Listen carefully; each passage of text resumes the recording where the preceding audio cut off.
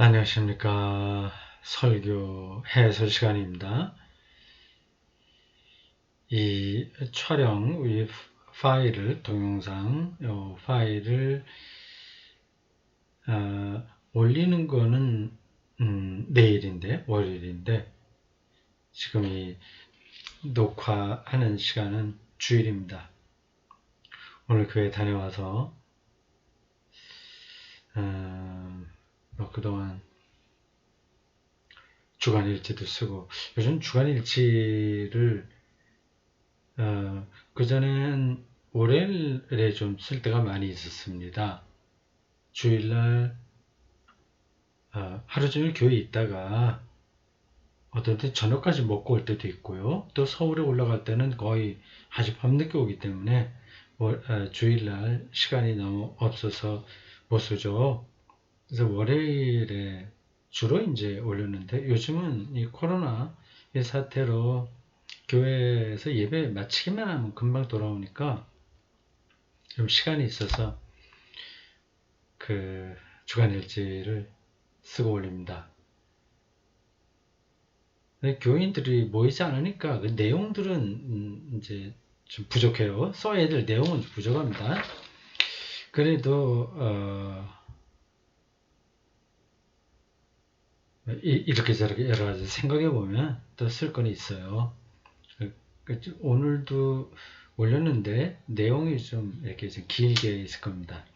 그럼 뭐 간략하게 쓰려면 또 간략하게 쓰는데 그래도 우리 대구 센터 교인들은 이제 교회는 오지 못하니까 조그만 것도 궁금하잖아요. 그래서 제가 아주 자세하게 있는 거 없는 거 다 이렇게 늘어놓는 식으로 쓰고 있습니다. 그 하느라고 좀 시간이 좀 많이 가요. 그리고 뭐 저녁도 먹어야 되고 또 운동도 좀 하고 실내 자전거를 요즘은 아침 저녁으로 열심히 이렇게 탑니다. 테니스장도 가지 못하니까 안 간지 벌써 오래됐네요. 이 코로나 때문에 물론 완전히 테니스장 문을 닫기도 했고 그 전엔 통풍 때문에 작년 10월서부터 거의 못 갔죠. 잠깐씩 나갔다가 또 안 되고 해서 거의 못 갔습니다. 그래서 요즘은 실내 자전거 열심히 타고 있습니다. 그건 뭐 그 테니스 치는 것보다 근육 하체 근육 키우는 데는 훨씬 더 나은 것 같습니다. 테니스는 뭐 열심히 뛰기만 하고 재밌고 땀 빼고 뭐 그렇게 되는 거지 근육이 생기진 않아요. 근육 운동은 또 따로 해야 됩니다. 네, 어쨌든 요즘 꾸준하게 실내 자전거를 타고 있습니다.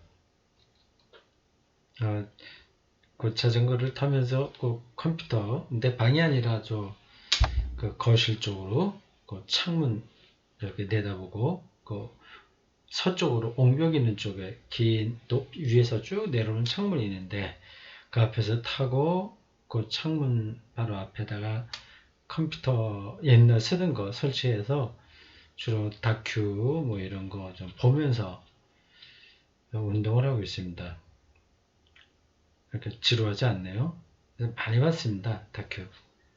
뭐 YTN에서 나오는 다큐도 있고 또 교육방송 EBS에서 만든 다큐, 뭐 북극에 대한 것, 또 참화고도도 이번에 새롭게 봤습니다. 옛날에 띄엄띄엄 좀 보긴 한 것 같은데 이번에 몰아서 다 봤습니다. 얘기가 이렇게 가지 설교 해설을 해야 되는데 주일날은 쭉 하고 이제 시간이 지금은 이제 10시 밤 10시 가까이 됐습니다. 이제 모든 거 다 끝내고 마지막으로 이 설교 해설을 녹화하고 있습니다. 이제 월요일에 올리긴 하는데 이렇게 미리 하는 거는 장단점이 있어요. 어떤 때는 월요일날 할 때도 있었습니다. 옛날에. 이제 월요일날, 주일날 하여튼 바쁘면 뭐 이런 거 저는 못하니까요. 주일날 하면 아까 이제 설교했을 때의 느낌이 그대로 남아 있으니까 뭐 그 연장선상에서 해설할 수 있습니다. 제목이 주의 손과 주의 얼굴이었습니다. 주의 손, 지난주 설교에는 여호와의 손이었죠. 여호와의 손과 또 뭐였죠? 제목이 딱 생각이 안 나는데 여호와의 손은 있다고 하는 건 아는데 다시 보겠습니다. 자, 이렇게 한 달 거 예배 준비 이렇게 해놓거든요. 이렇게 다음 달 것도 성경만 뽑아놓고 이제 여기에 제목도 넣고 이제 찬송가도 찾고 이렇게 해야죠. 지난달 거를 봐야 되겠네요. 3월 마지막 주일 손이 아니라 여호와의 살리는 영 이렇게 되어 있네요. 이게 맞나? 잠깐만요. 제가 뭘 착각을 했나 모르겠습니다. 잠깐만 기다려주세요. 제가 확인을 한번 해봐야 되겠습니다. 설교하고 3월 29일 거 설교문을 제가 열었습니다. 네, 여호와의 손과 영이군요. 맞습니다.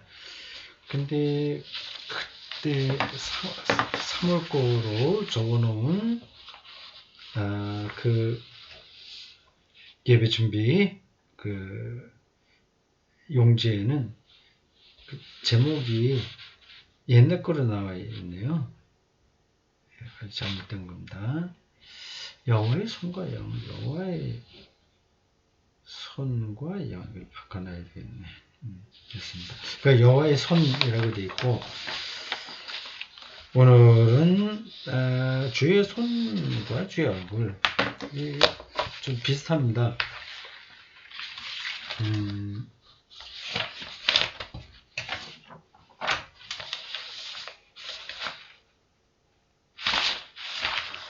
잠깐만. 이거 하다가 섞여 버렸네요. 오늘 해야 될 게 여기 적어놨는데 그거를 검토하다가 여기 있습니다. 이제 나왔어요. 네, 됐습니다. 참 복잡하게 됐네. 자, 이건 다시 설교문 들어가고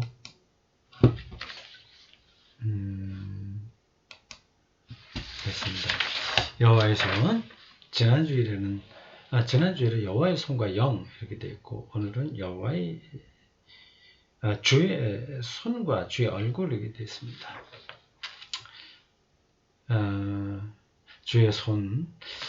이렇게 신앙적인 글을 쓴다는 것은 참 대단해요.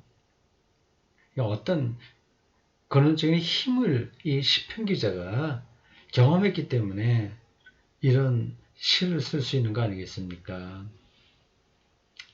자기가 경험하지 못하고도 말만 그럴듯하게 할 수 있긴 합니다. 근데 그런 것들은 이제 가짜 시죠.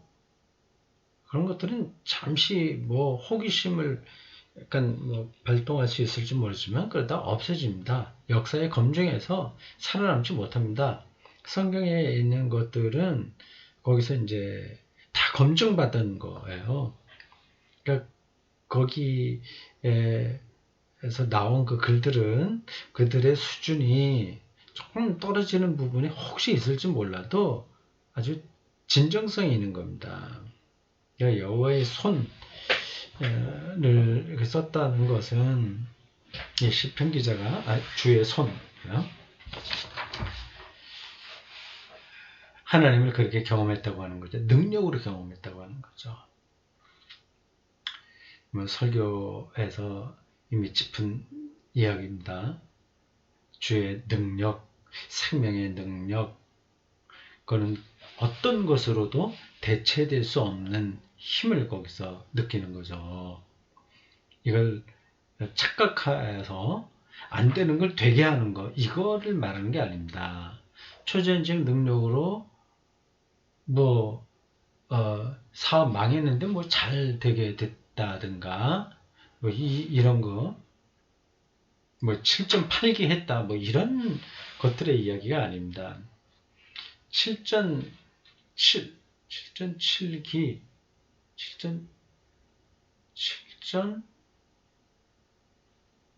7.7번 싸워서 8번째 일어난다는 얘기죠. 7.8기. 근데 일어나지 못할 수도 있습니다. 일어나지 못해도 거기에 하나님의 능력이 있다고 하는 걸 발견하는 게 이게 신앙입니다. 아시겠죠? 뭐 그냥 쉽게 대학 시험에 계속 이렇게 떨어진다고 합시다. 아니면 입사에 계속 떨어진다고 합시다. 그럼 아니면 사법고시나 행정고시에 계속 떨어진다고 해요. 근데 기도 많이 해갖고 붙었어. 그러니까 이게 하나님의 손이야, 손의 능력을 내가 경험해서 그렇게 말할 수도 있긴 합니다. 근데 그거는 뭐 그냥 좋은 게 좋다 그런 식이고요. 정말 하나님의 손은 계속 떨어져도 거기서 생명의 능력을 경험하는 겁니다. 우리가 그리스도를 믿는 예수님이 십자가에 죽었다고 하는 사실을 꼭 기억하십시오. 그게 우리 기독교 신앙의 출발점이에요. 그러니까 실패인 거죠. 세상의 관점으로 볼 때 완전한 실패. 그 어느 누구도 거기에 동조하기 싫은 그런 운명이었습니다. 유대인들에게나 로마인들에게나 누구에게나 이거는 버림받은 거고 모욕이고 기피의 대상이었어요. 근데 그러한 예수의 운명에서 하나님의 구원이 시작됐다고 믿는 게 기독교 신앙 아니겠습니까?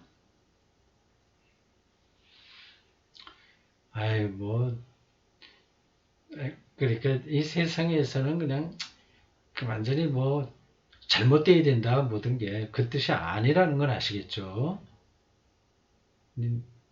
지금 이 시대가 너무 성장주의, 그리고 하여튼 그런 쪽, 제가 뭐 설명하지 않겠습니다. 더 이상 일방적으로 그쪽으로 가고 있기 때문에, 그러니까 자본주의 이데올로기를 기독교 신앙인 것처럼 착각하는 거, 이건 좀 잘못이다. 그렇게 계속 넘어져도 다시 일어난, 또 잘 되는 거, 이게 아니라 넘어져 있는 그런 상태에서 하나님의 손을 느껴야만 그게 참된 신앙인 거죠. 근데 넘어졌다고 합시다. 근데 그때 자기 손을 잡아주는 어떤 걸 느낀다면, 그럼 이제 넘어져 있으면서도 희망, 사랑, 기쁨, 그런 걸로 가득 찰 수 있는 거죠. 다시 오해하지 마시길 바라는 거는, 패배주의가 옳다 그 뜻이 아닙니다. 세상에서 원리는 여러분들이 하는 만큼 살면 됩니다. 근데 그 세상의 원리하고 다른 차원에서 우리를 붙드는 어떤 힘이 있는 거죠. 뭐 제가 설교 시간에 얘기한 대로 폭풍우 치는 숲속이나 그 무서운 밤에 그 자체는 두렵지만 어머니나 아버지의 품에 안겨 있는 어린아이들은 무한한 평온함을 느끼거든요. 우리의 인생이 어떻게 펼쳐지든지 하나님의 손길이 우리를 감싼다. 아마 보네포의 어떤 노래에도 그 비슷한 내용이 있었던 것 같은데요. 2년 전인가 그때 한번 많이 불렀던 것 같은데, 서울 생도교회 10주년 때 좀 많이 불렀던 찬송으로 기억되는데, 보네포의 그 노래, 기도에 붙인 노래가 있습니다. 예, 주의 손은 특별한 겁니다. 걱정하지 마세요. 그거를 우리가 느끼지 못해서 문제지. 오늘 시편 기자는 극심한 재난에 떨어졌습니다. 이제 그러한 재난 앞에서 사람들은 좀 불편해한다. 이게 자기가 그런 재난을 당하지 않았다고 하더라도 그렇게 당한 사람들을 보면 조금 이제 불편한 거예요. 이제 설교 시간에 지나가면서 얘기했죠. 그래 욥기 읽기 싫다고 하는 사람들이 있습니다. 그 읽어도 그건 맨 마지막 부분만 읽는 거죠. 욥이 옛날보다 뭐 갑절에 뭐 복을 받아서 뭐 재산도 더 늘어나고 아들 딸도 더 많아졌다. 뭐 그런 얘기가 있어요. 잠깐 언뜻 또 그런 질문이 생기네요. 욥기에 그 맨 나중 부분이요. 잘 됐다고 하는 부분에 자녀들이 많이 늘어났다는 거는 있는데 아내를 얻었다는 얘기가 있나요? 결혼했나요, 이 사람? 아내는 떠나지 않았습니까? 음, 제가 저기 성경 앞에서 폈습니다. 42장 10절부터 보면 하나님이 여호와가 복을 주었다고 얘기해요. 이전보다 갑절이나 주었다. 그리고요. 11절에 보면 형제와 자매 뭐 다들 와서 축제를 열고 그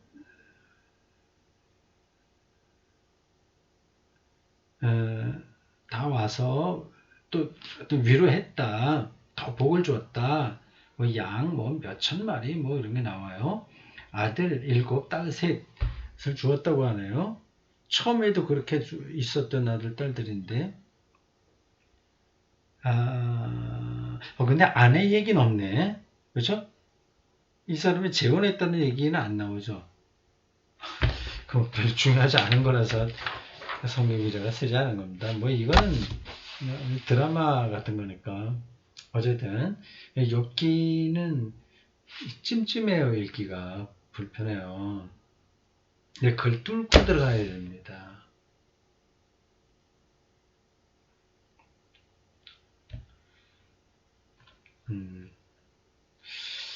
그래서 이제 그런 것들을 직면하기를 싫어하는 사람들에게 삶은 추상으로 다가옵니다. 자기가 꾸며놓은 그리고 이상적으로 바라보는 그것만 삶으로 생각하는 거예요.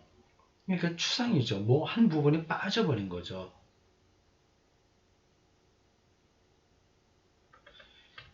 그래도 인생살이가 누구나 다 좋은 일들만 있기를 바라지 뭐 어떻게 그 굳은 일 불행한 일 그런 것도 언제 이렇게 생각하면서 사냐. 이건 너무 우리들의 도사도 아니고 그냥 뭐 재미있게 돈 잘 벌고 뭐 다 좀 좋은 게 좋은 식으로 이렇게 살아야 되지 않냐. 그렇게 말할 수 있습니다. 아니 그렇지 않습니다. 그거는 추상이에요. 그거는 비현실입니다. 그게 오히려 아닌 건데 그것만 생각하니까. 예. 결국은 우리에게서 모든 것이 떠나잖아요. 다 욥의 신세가 되는 거예요. 오늘 시편 기자의 그 절규와 같은 상황 모두가 결국 그걸로 가야 되는 겁니다. 죽을 때 내가 뭐 자식도 잘 됐고 재산도 물려주려고 막 물려주고 건강하게 오래 살았으니까 편안하게 나 눈 감는다. 이런 사람들이 있을까? 그게 가능한가? 뭐 그렇게 유언하면서 죽는 사람들이 있긴 있어요. 그래서 뭐 우리 아버지, 우리 할아버지, 할머니들은 그래 평화롭게 돌아가셨다 말하죠. 뭐 그게 있긴 있을 텐데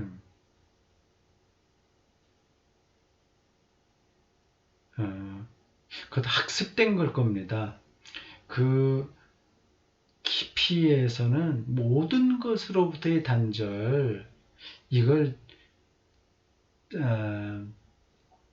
진지하게 생각하지 않기 때문에 그런 것들은 회피하면서 살았기 때문에 그냥 자기가 그리고 주워 들은 이야기로서 온실 안에 있는 그 따뜻한 그런 느낌을 그냥 끝까지 붙들고 그게 현실인 것처럼 알고 살다가 죽은 거죠. 뭐 그렇게 살아야 됩니다.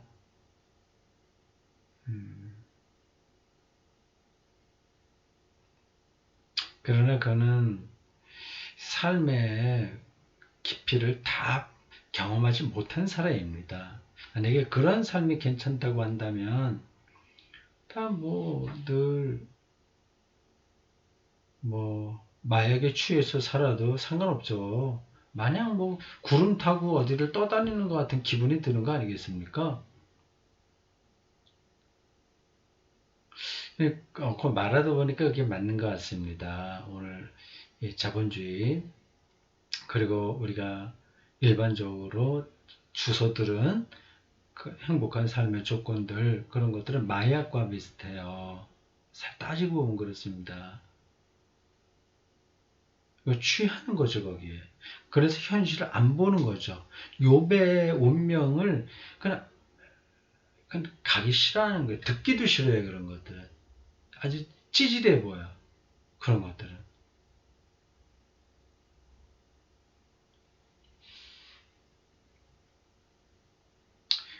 이런 건 이제 기독교 신앙하고 거리가 먼 겁니다.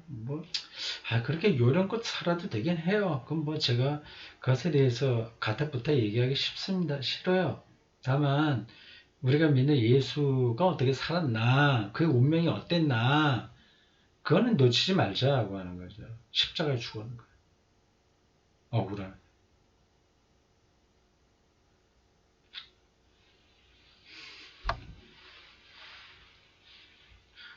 그런 것들을 잠깐만 생각하면, 그렇잖아. 네 인생이 좀 잘 안 풀려서 힘든데, 왜 우울하게 된다. 그렇게 생각할 사람들이 있을 겁니다. 그거는 여러분들이 다 아실 테니까 제가 더 설명하지 않겠습니다. 그냥 어린아이처럼 살고 싶으면 그렇게 살아야 됩니다. 죽음이 없는 것처럼, 자기를 피해가는 것처럼. 그리고 저 나락으로 떨어진 사람이 주변에 없는 것처럼, 어딘가에는 그런 사람들이 있는데, 없는 것처럼. 그렇게 살고 싶은 사람들은 어떻게 해요? 할 수 없죠. 근데 기독교 신앙에서도 자꾸 그런 쪽으로 가려고 하는 사람들이 많습니다.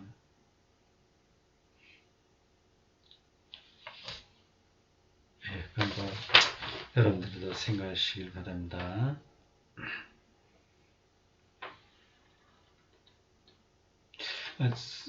설교 중에 나의 정체성을 두 가지 이야기하면서 나는 그 재난과 개인적인 재난도 있고 공동체, 집단적인 재난도 있다는 걸 말씀드리면서 그 얘기를 한 거예요.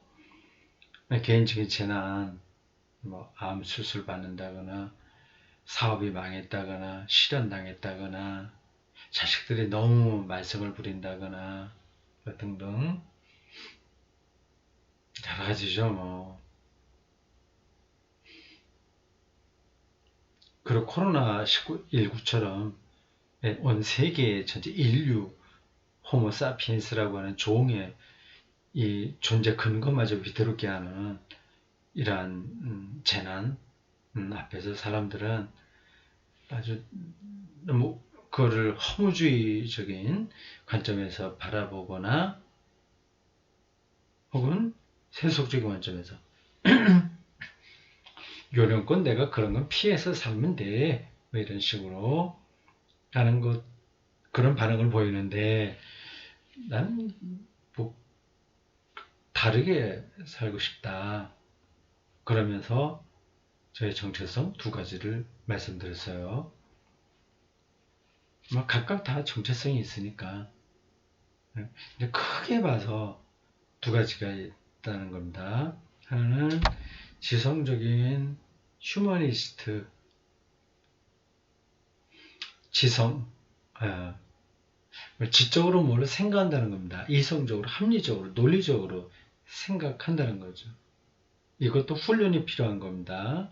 훈련하지 않으면 논리적으로 별로 생각하지 않습니다. 지성 만능주의를 제가 주창하는 거 아니에요. 지성 자체가 우리를 구원한다는 게 아니라 미몽에 떨어지지는 않겠다는 겁니다. 미몽이 아니라 최선도 계몽. 미몽이 아니라 계몽으로 넘어와야죠. 지성이 이제 계몽을 가리킵니다.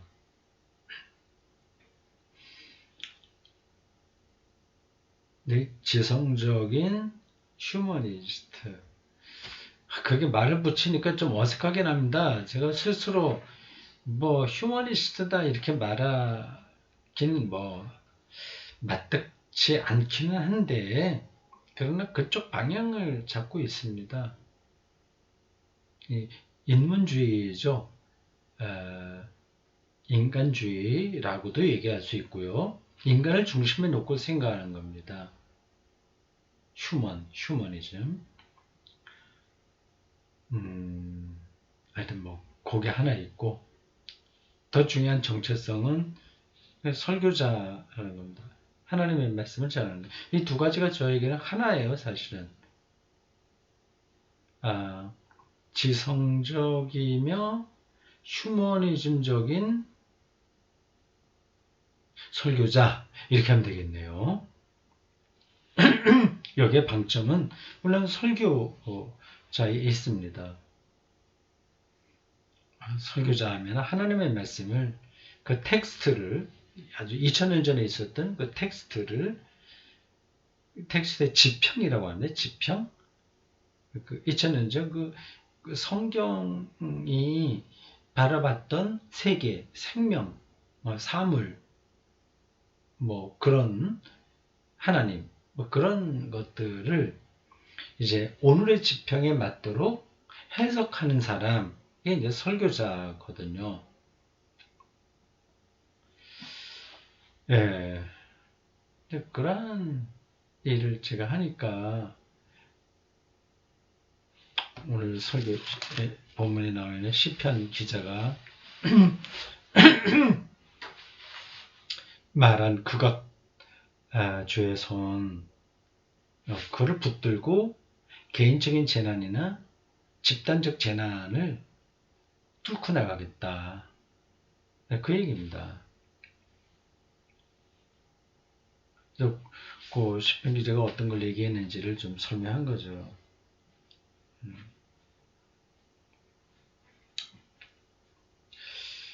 주의 손과 주의 얼굴이라고 했습니다. 주의 손은 하나님의 능력이에요. 그걸 더 생각하십시오. 그거는 한번 생각해서 해결되는 문제가 아닙니다. 영적인 시각이라고 하는 것은 다른 것도 마찬가지인데 한 발씩만 밖을 올라갈 수 있습니다. 갑자기 두 걸음 더 나가서 위에는 안 보여요. 한 걸음 계단을 올라가는 것과 같습니다. 한 계단 올라가야 그 다음 올라갈 수 있는 힘이 생깁니다. 갑자기 저 밑에 있다가 위로는 못 올라가요. 자, 주의 손. 그래서 오늘 설교 듣고 어떻구나 하는 것을 조금 느꼈어도 그게 실제로 자기 것이 되려면, 그러니까 충분히 소화가 되려면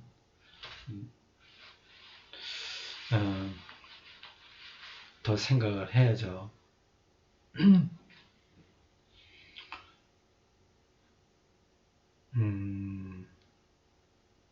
주의 능력이라고 했습니다. 실질적으로 느낄 수 있어야 되는데, 앞에 잠깐 얘기하면서 넘어져도 7번 넘어져도 다시 일어나는 거, 그걸 얘기하는 게 아니라 그건 넘어져 있는 상태에서 능력을 경험한다고 말씀드렸잖아요. 그러니까 기억이 나네요. 어떤 시인, 제목 잊어버렸어요. 시인 이름도 잊어버리고, 시궁창에 넘어졌는데 거기에 꽃이 하나 펴 있더라. 이거요. 근데 비슷한 경험입니다. 말하자면. 그거를 제가 설명하려고 우리 재산에 반토막이 났다는 걸 생각해 보자. 우리가 좀 편안하게 평온함, 주의 손이 나를 감싸고 있다고 하는 사실을 실질적으로 느끼며 살아야 되는데 그렇게 되지 못하는 이유는 내가 앞으로 어떻게 될까, 나쁘게 될까 하는 거죠. 좋게 될 것 때문에 걱정하진 않죠. 근데 또 망상에 떨어져서 마냥 좋아질 것만 같은 생각, 또 마냥 나빠질 것 같은 두려움, 이게 두 개 다 건강하지 못한 거거든요. 근데 현실을 그대로 인정하고 그걸 부둥켜 안고 거기에서 우리에게 말을 걸어오는 시원적 생명의 소리를 듣는 거, 이게 핵심인 거죠. 근데 그러한 하나님 주의 손, 우리를 감싸고 있다, 이렇게. 그거를 실질적으로 느끼려면 우리에게 일어날 어떤 나쁜 일들 때문에 다가오는 걱정, 근심, 이런 실체가 뭐냐 하는 걸 알아야 되거든요. 우리는 아주 실질적으로 그거를 아는 게 아니라 이렇게 망상을 합니다. 그거를 뭐라고 해야 되나? 그걸 대면하지 않고 적당한 표현이 나지 않네요. 그래서 그거를 말씀드리기 위해서 우리 제사에 반토막 났다고 생각해 보자. 그럼 굉장히 그게 걱정할 일 아닙니까? 반토막. 30평 아파트 살던 사람이 15평 임대주택에 간다. 자식들 교육을 뒷바라지 못한다. 이런 거 아니겠어요? 더 극단적으로 나빠지는 경우도 있는데 일단 그거는 또 다른 문제니까 접어두고 우리가 일반적으로 생각하는 근심과 걱정들, 하나님의 손을 느끼지 못하게 하는 그런 불안, 이런 것들의 실체가 뭐냐 하는 건 일반적인 걸 얘기해야 되니까 그 예를 든 겁니다. 30평 아파트에 사는 거나 자기 등기가 된 거, 그럼 집값이 올라가면 뭐 돈은 좀 많이 늘어나겠죠. 근데 15평 임대주택에 사는 거 똑같은데 뭐 사실 이건 다 아는 얘기예요. 다 아는데 이제 그게 이제 우리를 결정적으로 힘들게 합니다.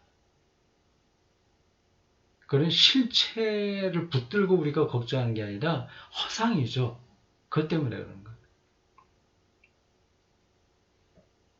30평 아파트에 살아야만 우리가 숨을 잘 쉬는 게 아니죠. 15평 임대주택에 살아도 숨은 얼마든지 쉬어요. 또 책도 얼마든지 읽을 수 있어요. 못할 게 없어요, 사실은. 그러니까 감옥에 들어가 있어도 감옥은 15평은 안 되겠죠? 한 서너 평은 되겠네, 독방에 있다면. 난 이제 감옥에 간다면 여러 사람 같이 있는데 말고 독방이 좋겠습니다. 독방 제가 원한다고 갈 수 있나 모르겠어요. 그렇게 되면 농담 삼아서 재미 삼아서 드리는 말씀이니까 또 오해하지 마십시오. 너무 편해서 저 소리 한다 그렇게 하지 마십시오. 감옥에 들어가서 한 서너 평 거기 있으면 자기 하고 싶은 거 다 하겠네요, 정말. 더 이상 이제 다른 거 신경 안 써도 되잖아요. 그냥 하루 세 끼 밥 나오는 거 먹고 책 읽고 싶은 거 읽고 음악을 들을 수 있나? 그건 모르겠습니다. 꼭 조그만 공간 안에서라도 뭐 스트레칭 하면서 좀 몸 관리하고 기도하고 성경 읽고 뭐 이거 다 할 수 있네. 못하는 거 없네요. 즐거운 일은 다 할 수 있어요, 그 안에서. 대신 다른 것들이 나를 방해하지 않도록 또 방패막이를 해주니까 좋은 시간이 될 것 같습니다.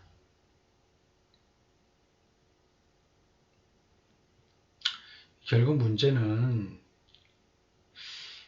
우리가 정말 우리에게 중요한 거, 좋은 게 뭐냐를 잘 모른다는 겁니다. 그러니까 그렇지 않은 것에 신경을 무지하게 쓰는 거예요.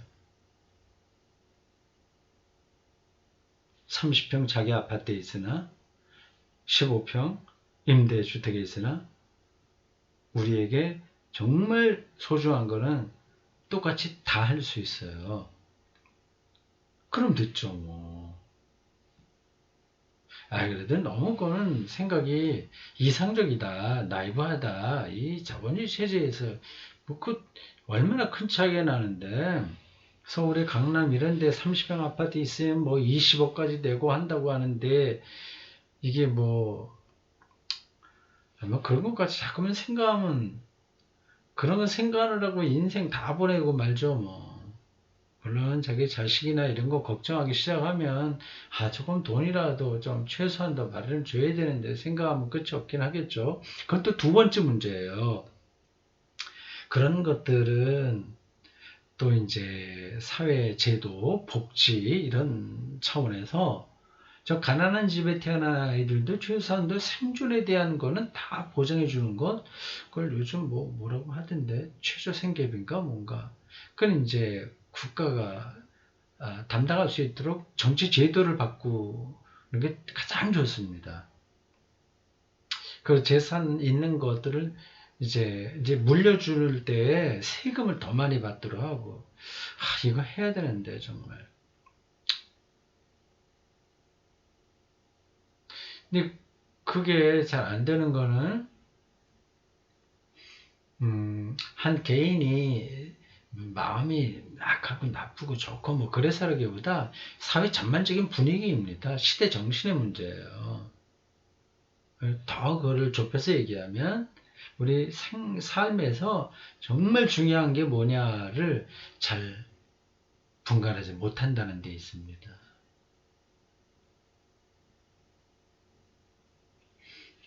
시간이 많이 갔네. 37분이 됐네요. 요즘 주의 손 이거를 2주간 정도 계속 생각을 해서 그런지 기분은 좋습니다. 이게 저도 참 특별한 경험이고 합니다. 뭐 요즘만 그런 건 아니라 뭐 평생 제가 설교하고 살아왔으니까 조금씩 그런 것들이 축적된 건데, 이러한 단어 하나가 어떤 시야를 넓혀줘요. 그리고 다른 때에도 그런 느낌을 이제 같은 단어로 느꼈다고 하더라도 자신이 한 단계 높아진 상태에서 그 단어를 다시 접하면 또 한 단계 높아가곤 합니다. 하나님 주의 손이, 여호와의 손이 나를 감싼다는 게 조금 더 잘 보이는 거죠. 그 보이는 것만큼 평온하고 걱정을 안 하게 되고 신뢰하게 되는 거죠. 그렇다고 해서 모든 문제가 다 해결됐냐? 그건 아닙니다. 제가 이렇게 저렇게 짐을 지고 가야 될 여러 가지 문제들은 당연히 있죠.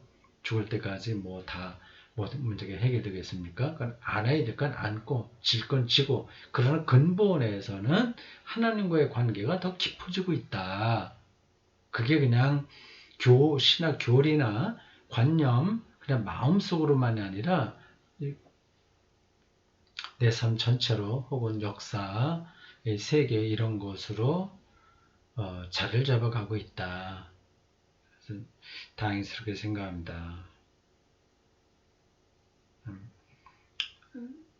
저도 의도하지 않게 공부를 꾸준하게 하고 구도 정지인의 그런 태도로 어떻게 대가들 앞에서는 초짜에 불과합니다만 어제 흉내는 좀 냈으니까 평생 그런 자세를 유지해서 내가 성경과 세계, 삶, 시간, 역사, 실존, 하나님의 손 두루두루 해갖고 그런 것들이 아주 실질적으로 느껴져서 나이가 들수록 그래서 좀 다행스럽다 이렇게 생각합니다.